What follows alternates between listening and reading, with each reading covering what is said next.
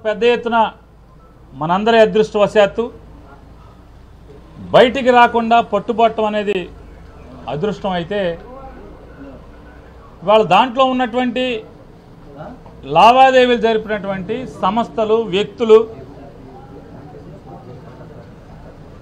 ఎవరా అనేది సిబిఐ కానీ ప్రపంచం కానీ ఆంధ్ర రాష్ట్ర ప్రజలు కానీ అజగట్టుకోక మునిపే ఒక్కసారిగా చంద్రబాబు నాయుడు గారు వైఎస్ఆర్ కాంగ్రెస్ పార్టీ మీద జగన్మోహన్ రెడ్డి గారి మీద ఆంధ్రప్రదేశ్ రాష్ట్ర ప్రభుత్వం మీద విషం చిమ్మేటువంటి కార్యక్రమం మొదలుపెట్టేశాడు. ఎంత కిరాతకంగా దుర్మార్గంగా ఎవరయ్యా ఈ వ్యక్తులు అని మాట్లాడుతుంటే చూస్తుంటే ఇవాళ ఏంటి చంద్రబాబు ఎందుకు వచ్చాడు, అసలు ఇంకా సిబిఐ నోరిప్పలేదు, ఎవరి వ్యక్తులు ఏంటి కంటైనర్ ఏంటి అని మీడియా కానీ ప్రపంచం కానీ అజగనుకోక ముందే ఆయన బయటకు వచ్చి మాట్లాడేస్తాడు, విషం చిమ్ముతాడు. ఎవరయ్యా ఈ వ్యక్తులు అంటే విదేశాల నుంచి డ్రగ్స్ అందుకున్న వాళ్ళు ఎవరయ్యా అంటే అడ్రస్లని చూస్తే అంతా మనోళ్లే, అంతా బీరకాయ పీసే, అంతా చుట్టరకాలే. మరిదికి చుట్టం, వదినికి చుట్టం, వ్యాపారాలు, భాగస్వామ్యం, వాటాలు అంతా వీళ్ళే. విషం మాత్రం జగన్మోహన్ రెడ్డి గారి మీద. ఎందుకు 45 ఏళ్ల ఇండస్ట్రీ, 14 ఏళ్ల ముఖ్యమంత్రి, 75 ఏళ్ల వయసు, పొలాల్లో రావి చెట్టుకి తాడి చెట్టుకి కూడా వయసు వచ్చేది, కానీ ఎంతో కొంత జనానికి పనికి వచ్చే పనులు చేస్తూ ఉంటాయి. కానీ ఈయన అనుభవం, ఈయన వయసు ఎవరికి ఉపయోగం? ఈ డ్రగ్స్కి ఎవరి మన చుట్టాలు తెచ్చుకోవటం ఏంటి, మన బీరకాయ పీస్ తెచ్చుకోవటం ఏంటి, మన వదిన గారి చుట్టాలు ఉండటం ఏంటి, వదిన గారి ఇంట్లో పిల్లలు ఉండటం ఏంటి? ఇక అదృష్టం ఏంటంటే ఒక్కడి పేరు చివరి రెడ్ లేదు, బతికిపోయాం. ఎవడన్నా దురదృష్టవశాత్తు ఒక రెడ్డో లేదా ఎవడన్నా కాపోడో ఏంటి పేరుందని జగన్మోహన్ రెడ్డి అవుట్ మొత్తం. ఈనాడు జ్యోతి. అసలు మీ చుట్టాలు దొరికితేనే మామూలుగా మీ చుట్టాలు డ్రగ్స్ తెప్పించారంటేనే జగన్మోహన్ రెడ్డి తెప్పించారని విషయం చెబుతూ ఉంటే, అందుకోసమే ఎలక్షన్ కమిషనర్ గారిని కలిసాం. అయ్యా దీన్ని లోతుగా విచారణ చేయాలి. తెలుగుదేశం పార్టీ మాకు భయాలు అనుమానాలు ఉన్నాయి, ఈ రాష్ట్ర ప్రజలకి వైఎస్ఆర్ కాంగ్రెస్ పార్టీకి ఆందోళనలుగా ఉన్నాయి. బ్రాందీ పంచేటువంటి స్థాయి నుంచి దాటి ఈ రాష్ట్రంలో ఓటు కోసం డ్రగ్స్ ఏమన్నా పంచిపెడతాకి తెచ్చాడా చంద్రబాబు? ఆయన కొడుకు. ఒక్కసారి లోతుగా దీన్ని విచారణ చేయించి త్వరితగతిన దీన్ని కట్టండి, అరకెట్టండి. ఈ ఓడ వెనకాల మరింకో ఓడ కానీ మరొక మార్గంలో కానీ తెచ్చేటువంటి ప్రయత్నాలు చేసేటువంటి అవకాశాలు మెండుగా ఉన్నాయి. ఎందుకంటే ఇతను తిరిగేదంతా చేసిన సావాసాలన్నీ కూడా దొంగలతోనే. 5 ఏళ్ళు ముఖ్యమంత్రిగా ఉన్నప్పుడు ఇట్లాగే సింగపూర్ నుంచి ఒక దొంగను తెచ్చి మొత్తం రాత మర్యాదలు చేసి ప్రభుత్వాన్ని అప్పజెప్పేశాడు.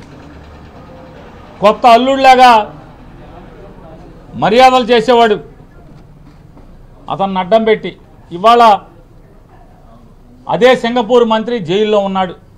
పాపాలు చేశాడు, దోచాడు సింగపూర్ని చెప్పని, తప్పుడు వ్యాపారాలు చేశాడని చెప్పని, లంచాలు తీసుకున్నాడని చెప్పని. కాబట్టి ప్రపంచవ్యాప్తంగా చంద్రబాబు నాయుడు ఎప్పుడు అధికారంలో ఉన్నా ప్రపంచంలో ఏదో ఒక దేశంలో తప్పుడుతనంతో, దొంగతనాలతో, అవినీతి పరులతో, మాఫియా వ్యక్తులతో అంటగాగినటువంటి ఉదాహరణలు కోకొల్లలుగా ఉన్నాయి.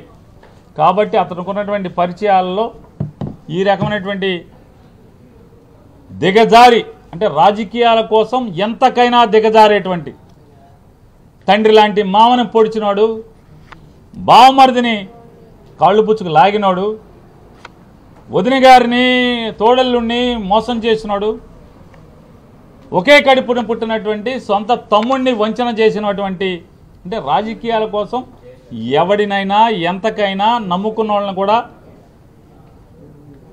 ఏ రకంగా దిగజార్చి ప్రవర్తిస్తాడో మనకు ఉదాహరణలు ఉన్నాయి. కాబట్టి ఖచ్చితంగా దీని మీద లోతైన విచారణ చేయాలి.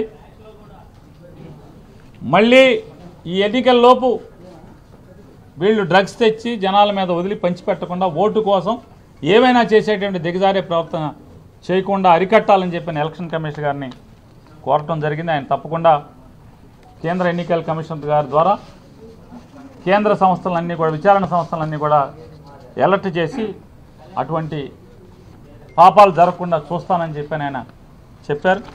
అలాగే నిన్న రాత్రి ఈ విషం చిమ్మే కార్యక్రమం తన సొంత ట్విట్టర్ అకౌంట్లో చంద్రబాబు నాయుడు గారు ఏ రకంగా విషం చిమ్మాడో దీన్ని కూడా కాపీ ఆయనకి ఇవ్వటం జరిగింది. ఆయన చదివి ఇది చంద్రబాబు నాయుడు గారి సొంత అకౌంటా అని అడిగారు. అవునండి, ఇది ప్రెస్ స్టేట్మెంట్ కాదు, ఆయన ట్విట్టర్ అకౌంటే అని చెప్పాం. కావాలంటే మీరు వెరిఫై చేసుకోండి. చంద్రబాబు నాయుడు సొంత ట్విట్టర్ అకౌంట్లోంచి పర్సనల్ అకౌంట్లోంచి ఇది ట్వీట్ చేశాడు.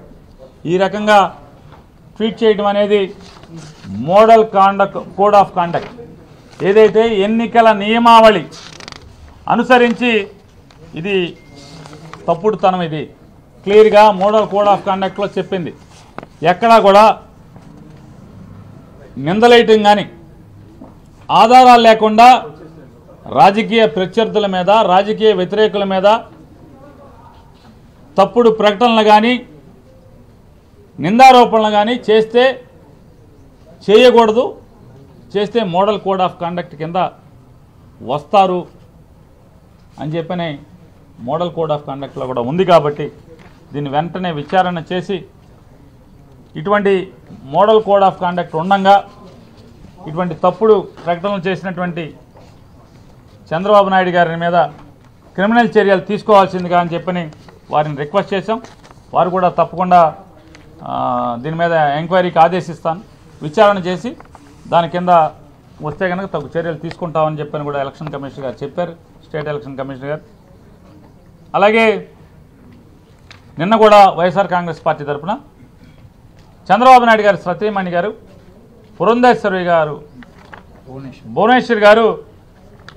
భువనేశ్వర్ గారు మన్నించండి, చంద్రబాబు నాయుడు గారు సతీమణి గారు భువనేశ్వరి గారు నిన్న ఆవిడ ఎన్నికల నియమావళికి విరుద్ధంగా పక్కన ఎన్నికల్లో పోటీ చేసేటువంటి తెలుగుదేశం పార్టీ అభ్యర్థులు అలాగే ఎమ్మెల్సీ వీళ్ళందరూ ఉండగా ప్రజల్ని ప్రలోభ పెట్టేటువంటి ప్రయత్నం కింద వచ్చేటువంటి చెక్కుల పంపిణీ కార్యక్రమం ఎన్నికల నియమావళికి విరుద్ధంగా ఆవిడ చెక్కులు పంచిపెట్టడం అనేది సాక్షాత్తు వాళ్ళ ఈనాడులోనే అచ్చు వేశారు. అమ్మగారు చెక్కులు పంచి పెడుతున్నారని చెప్పని ఇది ఎన్నికల నియమావళికి విరుద్ధం కాబట్టి ఖచ్చితంగా దాని మీద చర్యలు తీసుకోమని నిన్న ఇవ్వటం జరిగింది. ఈరోజు కూడా అయ్యా సిఇఓ గారు నిన్న ఇచ్చాం, దాని మీద ఏం చర్యలు తీసుకున్నారని కూడా వారిని అడిగాం.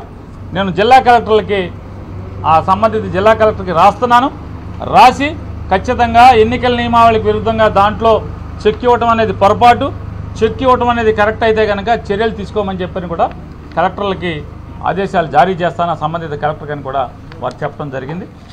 ఇది మరొకసారి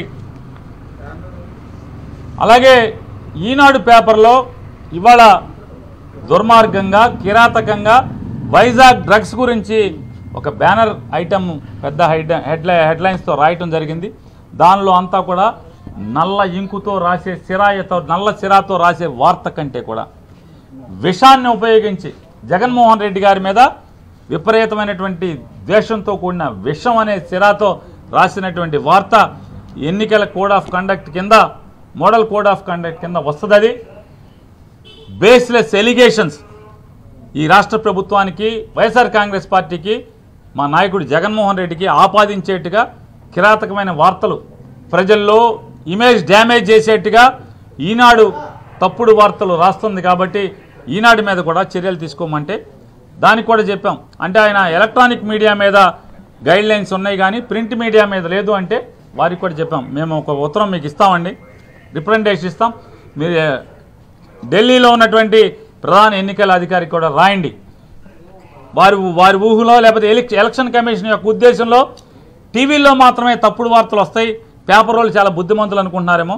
పేపర్లో టీవీలని మించి తప్పుడు వార్తలు, విషం చిమ్మే వార్తలు ఎన్నికల్లో ఒక పార్టీని భుజానేసుకుని ఒక పార్టీ కోసం ఈ రకమైన తప్పుడు వార్తలు రాసేటువంటి అవకాశాలు ఈ ఆంధ్రప్రదేశ్ రాష్ట్రంలో మెండుగా ఉన్నాయన్న పేపర్లు ఉన్నాయి. కాబట్టి దాని మీద కూడా దిశానిర్దేశం చేసేట్టుగా వారిని కూడా ఇటువంటి తప్పుడు వార్తలు కేవలం ఎలక్ట్రానిక్ మీడియాలోనే కాకుండా ప్రింట్ మీడియాలో కూడా నిషేధాన్ని లేకపోతే ప్రింట్ మీడియాలో కూడా రెగ్యులేషన్స్ని విధించేట్టుగా గైడ్లైన్స్ ఇమ్మని కోరుతూ మీకు రికమెండేషన్ ఇస్తాం. ఖచ్చితంగా అంటే మీరు ఇవ్వండి, తప్పకుండా ఢిల్లీ రాస్తామని కూడా చెప్పారు. ఇవన్నీ కూడా ఈరోజు అంటే ఆంధ్రప్రదేశ్ చీఫ్ ఎలక్టరల్ ఆఫీసర్ గారి దగ్గర వైఎస్ఆర్ కాంగ్రెస్ పార్టీ పెట్టుకున్నటువంటి అభ్యర్థనలు, విన్నపాలు.